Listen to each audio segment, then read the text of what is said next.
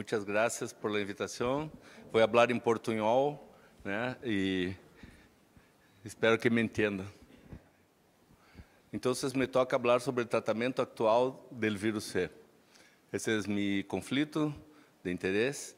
E queria começar com essa homenagem a los científicos principais que descobriram o vírus em 1989, ganharam o Nobel em 2020. Claro que havia muito mais pessoas aí, o Nobel só se pode dar a 3 pessoas, então esses foram os principais, mas há muitos outros involucrados nessa descoberta de um vírus que é tão simples. Tem uma fita simples de RNA e tem um envelope e 6 genotipos e causa tanto estrago, não? Porque é crônico. Então, imagine COVID crônica.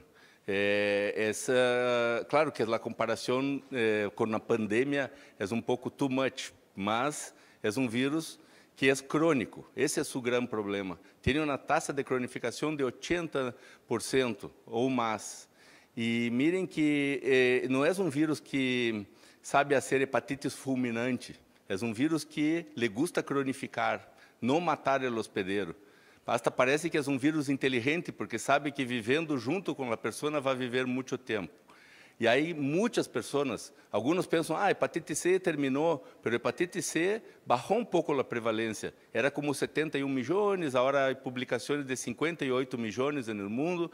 A Latinoamérica era como 7 milhões, agora está em 3, 4 milhões, se estima por modelos matemáticos. Pero a mortalidade está subindo. Então, a prevalência baixa, pero a morte sube. E se sigue subindo como está, a mortalidade por hepatites virais, até 2040, vai superar malária, VIH, tuberculose, todas juntas, somadas. Então, isso é um tema que está em muitas publicações. Já não se discute que a mortalidade está subindo. Como que um vírus está baixando a prevalência e a morte está subindo? Porque a coorte vai envelhecendo e as pessoas vão tendo mais cirroses e hepatocarcinoma. Então, há menos pessoas, mas a enfermidade está mais grave. E não é uma enfermidade solamente do hígado, é um vírus sistêmico.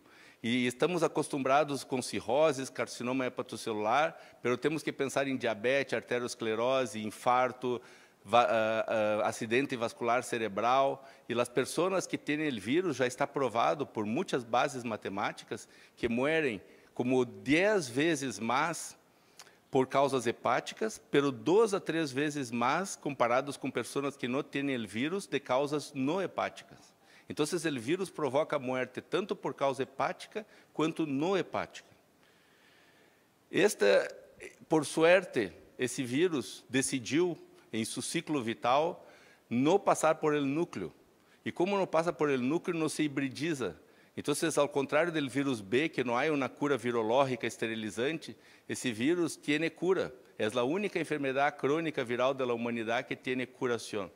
Então, a pessoa que nos ajudou a definir a cura é Kary Mullis. Aí está, morreu em 2019. Era um surfista de Califórnia que trabalhava na parte do tempo em Chiron Corporation e descobriu a PCR, inventou a PCR.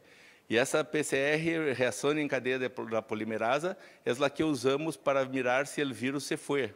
Então, PCR indetectável por mais de 12 semanas é equivalente à cura. Eu sei que muita gente duvida, mira, estamos mirando no sangue e o vírus vive no hígado. Então, pode estar vivo no hígado e negativo no sangue. O tema é que o vírus C sabe chegar do hígado para o sangue em poucos dias. Se o vírus está vivo no hígado, chega ao sangue. Se passa 12 semanas e não chega, é porque não está. Então, PCR, essas homenagens aí a Kary Mullis, que também ganhou um prêmio Nobel. O vírus C está cheio de prêmios Nobel e Lasker prêmio. Todos os cientistas aí involucrados ganharam muitos prêmios. E então, a definição de resposta virológica sustentada é muito importante, porque esta é a curação, a cura do vírus. Mirem que quando o vírus se vai, a pessoa morre menos. Então, quando o vírus está, se morre mais, comparado a quem não tem o vírus. E quando o vírus se vai, diminui a mortalidade, tanto por causa hepática quanto não hepática. Então, a história está completa. O vírus mata. E quando se saca o vírus, uno tem mais chance de sobreviver. E é por isso que não devemos tratar solamente os pacientes que têm fibroses 3 ou 4 avançada. ¿Por quê? Porque o vírus é uma enfermidade sistêmica e tem que sacar o vírus mesmo com F0, porque pode estar levando a diabetes, a uma arteriosclerose, a uma inflamação sistêmica, que vai matar o paciente por outros motivos. Então, o vírus C bueno é o vírus C muerto. Sempre que ver um vírus C, a não ser que a pessoa tenha menos que 6 meses de vida por outra enfermidade, todas as outras situações se deve tratar o vírus C. O tratamento no passado, os que se recordam aí de interferon, ribavirina, telaprevir, boceprevir, era com a resposta de menos de 50% e com muitos eventos adversos. Agora a resposta está quase 100%. Se um paciente tu le trata e ele não cura, tu fica pensando, não deve, acho que não tomou a medicação, né? Então, praticamente todos que usam, curam. A faixa virológica é de 1, 2%. E praticamente sem eventos adversos. Isso não há paralelo na história da medicina. Uma enfermidade que se descobriu em 1989 e tem curação completa em tão pouco tempo. Se recuerde de tuberculose, quanto tempo levou, quantas pessoas morreram por tuberculose e seguem morrendo. E com o vírus C, se descobriu essa curação muito rápido. Na história da medicina não há paralelo. E esses são alguns dos heróis aí, descobriram que o ciclo vital do vírus tem 3 pontos principais de replicação, são as proteasas, a região NS5A, que é a montagem do vírus, e inibidor de polimerasa. Então, são três locais principais. E todos os antivirais de ação direta, se chama antivirais de ação direta para ser uma distinção com o interferon, que era de ação indireta. Então, esses são de ação direta, dependem do estado imunológico do paciente. Funcionam bem em pacientes imunodeprimidos, pacientes VIH ou em quimioterapia, em qualquer situação. E estas são nos ajudou muito o tema de que as drogas terminam todas da maneira que estão o nome, se pode saber a que alvo, a que blanco estão dirigidas. Então, os Previr são os inibidores de proteasa, os Asvir são de NS5A e os Buvir são de polimerasa. E aí estão as pessoas que descobriram os primeiros de cada classe que se podia usar sem interferon. Claro, não estou falando de boceprevir, telaprevir, esses necessitavam interferon, pero simeprevir, daclatasvir, o professor Mingau, de BMS, e sofosbuvir, Sofia, Michael Sofia, sofosbuvir, e Ana Rosenquist, simeprevir. Então, esses são os heróis aí. Os heróis são as pessoas que descobriram, os científicos que descobriram essas drogas. E em 2014 se descobriu que não se necessitava mais interferon. Você podia unir o sofo com cime, o famoso estudo Cosmos, e sofo com dacla. E nesses estudos se provou na curação por arriba de 90%, praticamente sem efeitos colaterais. Isso foi uma revolução. Quando miramos esses papers, aí saímos assim. Então, o interferon se terminou. Né? Talvez ribavirina não, mas o interferon se terminou. E aí, hoje, para mirar interferon, tem que ir a um museu. Né? Então, pero havia problemas nessas drogas, esses esquemas de primeira generação. Muitas vezes necessitavam ribavirina, às vezes tínhamos que tratar por 24 semanas. A barreira genética não era perfeita, havia resistências. Em algumas situações, teria que chequear a resistência antes de começar o tratamento. E o alto custo, porque eram 2 companhias, 2 laboratórios, e os 2 queriam ganhar plata. Então, aí, o tratamento custava o doble, porque havia que satisfazer as companhias das 2 drogas. Pero se abriram as portas. Esses estudos foram os que abriram as portas para os estudos subsequentes. E hoje há um montão de esquemas. Pero quando se mira os esquemas, todos têm um backbone, que é o Elasvir. Elasvir não há paralelo. Quando uno mira VIH, se encontra inibidores de proteasa, inibidores de polimerasa, pero não há NS5A. NS5A, só o vírus C tem NS5A. E essa região é que faz a montagem do vírus. e é o backbone atual do tratamento. Todos os esquemas atuais têm um Nasvir, e esse Nasvir pode combinar com sofosbuvir ou pode combinar com algum Previr. E aí são esquemas duplos para a primeira linha. Se há faja virológica, se vai a esquema triplo. Pero esquema duplo funciona para a maioria das pessoas, e só há que recordar que Previr não se usa em pacientes descompensados.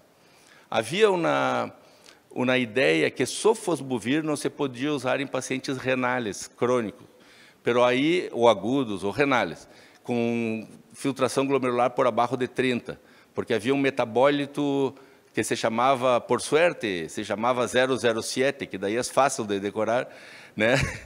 Mais um número na cabeça. Ele 007 se acumulava 400 vezes e não se sabia que hacía.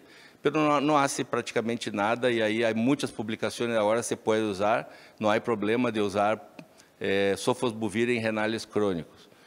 Então, a única coisa que temos que recordar é que Previr não combina com descompensados. Esses são os esquemas mais atuais. Arvones, Hepatia, Epclusa, Maviret. Mirem que todos têm um Nasvir. Ledipasvir, Elbasvir, Velpatasvir, Pibrentasvir. E mirem também que as companhias nos sacaram a possibilidade de combinar esquemas. Os esquemas já vêm combinados, isso é distinto de VIH. Em VIH há esquemas combinados, mas também o infectólogo pode elegir, eu vou combinar este com aquele. Então, claro que o ideal seria o melhor NS5A com o melhor companheiro, mas aí estão os esquemas que temos que usar porque vêm combinados em uma pílula. E aí não há como separar. Então, mirando esses esquemas aí mais atuais, é claro que os melhores são os panfenotípicos. Hasta para o tema de eliminação, de simplificação do tratamento, para todo, porque saca um passo de renotipagem da cascata de cuidados. Então, sempre que possível, vamos querer usar um fármaco panfenotípico. E são, então, Sofuvel e GP. Esses são os melhores, porque são panfenotípicos. A barreira é tão alta que não há RAS, Resistance Associated Substitutions, não há substituições associadas à resistência. Praticamente não necessita nunca chequear em um paciente virgem de tratamento essas mutações. E não necessitam ribavirina. Em pacientes compensados Child A, nunca se vai pôr ribavirina. Então, ribavirina se quedou para um descompensado Child B ou Child C quando se vai usar Sofovel. Então, ribavirina está quase no museu, também ao lado do interferon. E não nos gostava a ribavirina, muitos efeitos colaterais, muitas pílulas e anemia, estragava o esquema.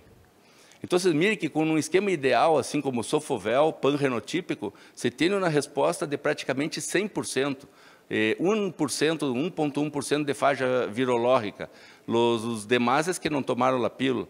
Então, é impressionante. Isso é um estudo científico, mostrando que, por a primeira vez, pacientes com F0 têm a mesma resposta que pacientes com F4, em todos os renotipos. Com 12 semanas de Sofovel sem ribavirina, tem resposta de quase 100% em um paciente com F0 e em um paciente com cirrose, independente do renotipo.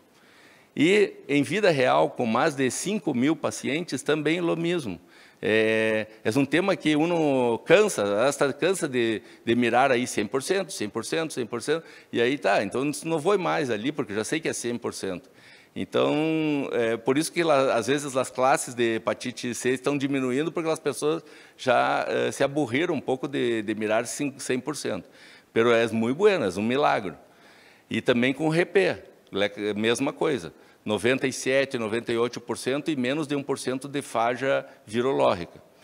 Então, isso em vida real, com mais de 8.500 pacientes. E se falha, se passa, é infrequente a falha, pero mira, estamos tratando milhões de pessoas, então, mesmo que poucos falhem, vão ser um número significativo de pessoas no mundo com faja. E a faja se pode resgatar com terapia tripla. Essa é a faja virológica. Se o paciente não tomou a medicação da maneira adequada, pode que a faja não seja virológica e se pueda resgatar com algum esquema, incluso o mesmo que foi usado na primeira vez. Pero aí necessitaria chequear algumas mutações. Então, se uno vai usar esquema triplo, não necessita chequear a resistência. Incluso Jean-Michel Pavlovsky, que tem um laboratório em França, que tudo o que hace é chequear a resistência, escreveu um paper dizendo: não há necessidade, se você quer, eu checo, mas eu já sei o que vou fazer, vou aplicar Sofovel Vox ou Sofo com RP e vai curar. E não importa, a resistência não vai cambiar minha decisão de terapia, né? Pode cambiar se você não tem essa terapia tripla. Se não tem a terapia tripla e sente que há uma urgência em resgatar o paciente, aí, uma pesquisa de mutação te poderia dizer que não há a mutação na região NS5A e você poderia usar o mesmo esquema Sofovel por uma segunda vez, por 24 semanas com ribavirina. E aí pode que marche bem porque não há resistência NS5A. Se recuerdem que essa resistência é a que se queda. Então, a resistência a Previr, a Buvir não há, Sofosbuvir não tem resistência. A Previr você vai em um ano, e a NS5A fica por vida, provavelmente por vida. Então, a NS5A, que é a resistência pior. Imagina se um paciente falhou Sofovel ou Sofuled e não tem a resistência NS5A. Pode ser resgatado com Sofovel. Pero aí há que chequear. E se uno vai usar Sofovel Vox, não necessita chequear. O que temos que fazer, que é saber sobre o paciente antes de iniciar um tratamento? Temos que saber sua fibrose e, se é possível, sim, biópsia. Não é que eu seja contra a biópsia, me gusta mirar no microscópio a biópsia, mas a los pacientes não les gusta biopsiar e é invasivo. E há morbimortalidade, então, sempre que possível, não invasivo.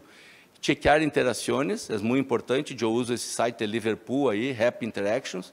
E se tem cirrose, tem que chequear se está compensado ou se é borderline, se tem plaquetas muito baixas, hipertensão porta, várices, né? É como um avião, se chequeia tudo que pode antes de subir, porque depois consertar a turbina com o avião volando é mais difícil, né? Então, se você não quer surpresa, são só 12 semanas, pero pode passar sangramento de várices, pode passar outras coisas, você prefere que seja um vuelo tranquilo, sem turbulência, né? Então, isso é o que hacemos, assim, chequeamos o paciente antes para garantizar que vai ser um vuelo bueno.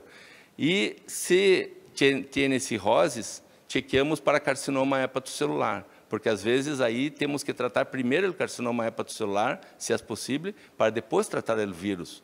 Há publicações mostrando que a resposta sustentada é mais baixa quando o carcinoma hepatocelular está em atividade.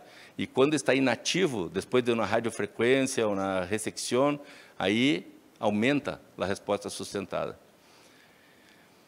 Em Brasil, já tratamos 150 mil, esse é um tema de quase 4 mil pacientes da Sociedade Brasileira de Hepatologia. Mirem que a resposta, mesmo com esquemas que hoje não se usa mais, Sofodacla, Sofocime, esses esquemas com 95% de curação global, isso é o único grupo, como podem ver, é o único grupo que não foi muito bem aí, não foi muito bem. Na época de interferon, isso aí era fantástico. Não foi bem para... Isso é subótimo. Agora, em la era de los DAs, é subótimo 85% de resposta nos pacientes descompensados, Child B e Child C.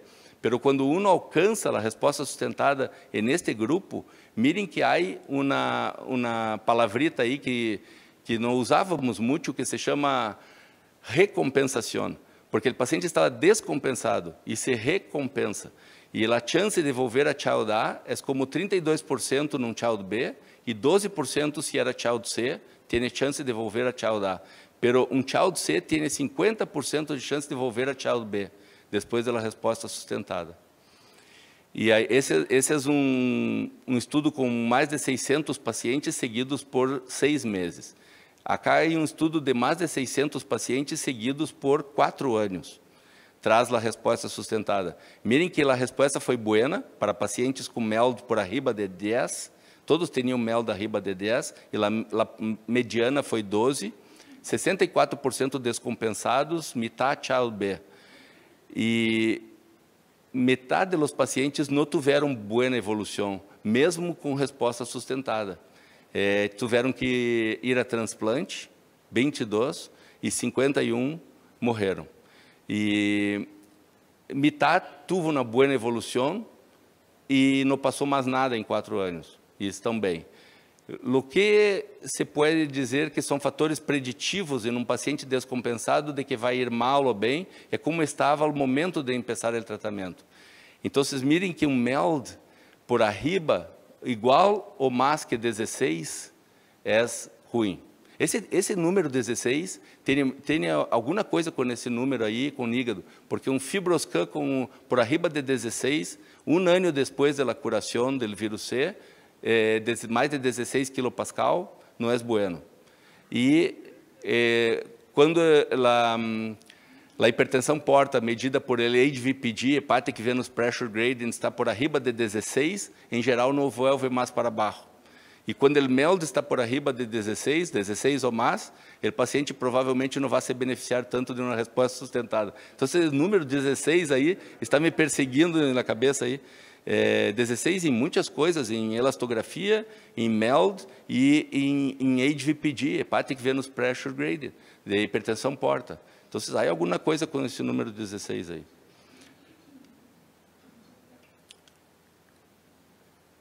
Outra palavra interessante, deslistar. Deslistar. O paciente que estava listado para transplante, uma vez que se cura, se pode deslistar.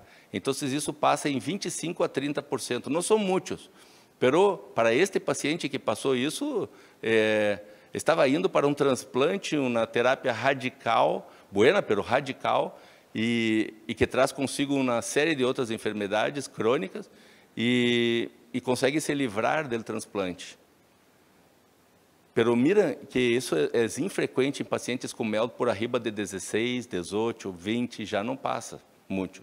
Então, aí incluso em alguns países, esse tema do purgatório do MELD, que lhe dizem que se o paciente já tem um MELD por arriba de 18 a 20, é melhor que se vá ao transplante e se trate o vírus depois.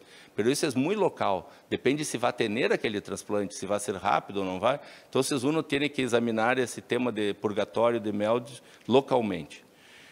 E havia uma ideia, que começou em Barcelona, uma ideia de que a curação do vírus em pacientes com cirrose avançada poderia levar ao carcinoma hepatocelular ou aumentar a recorrência. Mas agora, cortes prospectivas de todo o mundo, de França, de China, já estão mostrando que não, que a curação baixa a possibilidade de carcinoma hepatocelular. Para mim, esse tema se terminou. Pode ser que para alguns ainda siga, mas para mim esse tema se terminou. A curação é boa e o paciente que vai a carcinoma hepatocelular já tinha focos de carcinoma hepatocelular antes da curação. A resposta, então, é associada a uma redução de quase 60% por morte por carcinoma hepatocelular. Tem que ter ojo em pacientes que, ao momento de começar o tratamento, já tinham hipertensão porta clinicamente significativa. Há várias maneiras de mirar isso, por plaquetas, por elastografia, por várices, e esses pacientes são os que podem ser carcinoma hepatocelular. Nós seguimos todos os pacientes com cirrose, depois da curação, seguimos por vida, com ultrassonografia cada 6 meses. Eu creio em que alguns pacientes há regressão de cirrose, mas não há como demonstrar isso de forma inequívoca. Então, há que seguir. Há que seguir basado em como estava pré-tratamento. E aí, com ultrassonografia, porque alguns vão nascer carcinoma hepatocelular. E um tema que às vezes é complicado é decidir quando começar o tratamento num paciente que tem carcinoma hepatocelular. Para mim, se o paciente pode sacar este carcinoma hepatocelular com ressecção ou radiofrequência, isso tem prioridade. Depois trata o vírus. Pero se não pode, um paciente que vai à terapia sistêmica, é importante para este paciente que vá para a tesobeva ou alguma outra terapia, que tenha child-A por mais tempo possível. Então, se saca o vírus para manter o paciente com boa função hepática para que se possa tratar o carcinoma hepatocelular. Não há muitas publicações, mas nesta publicação de vários centros de Ásia, se mostrou que a curação de pacientes que já têm carcinoma hepatocelular aumenta a sobrevida. Incluso, mirem que havia mais pacientes BCLC 0 e A, pero havia B, C e D, e parece que foi bueno para a maioria dos pacientes a curação. Mas esse é um tema ainda em aberto. Então, para concluir, né, sabemos tratar indivíduos. Já estamos com a curação de quase 100% na persona, mas não sabemos tratar populações, né? Esse é um slide de Ned Afdal, que me emprestou, e é um slide muito representativo. Mire que se a população fosse uma persona, estamos piores do que estávamos quando começou a interferon. Não sabemos tratar populações. Para isso, temos que simplificar o tratamento. Eu não quero entrar no tema de Mendizábal, né, que vai falar de eliminação, pero esse estudo MINMON, meu irmão estava aí na publicação, não sei por que não me chamou para publicar junto, e eu já me queixei para meus padres. E esse estudo MINMON mostra que é possível tratar o paciente com o mínimo de monitoreio possível e lhe dando todas as pílulas ao princípio, não fazem biópsia, chequeiam por FIB4, a fibrose, e sem consultas, ao máximo um telefonema e a curação 95%, incluso pacientes com cirrose. Então, esse é o futuro. Se uno quer eliminar o vírus, tem que sacar a complicação.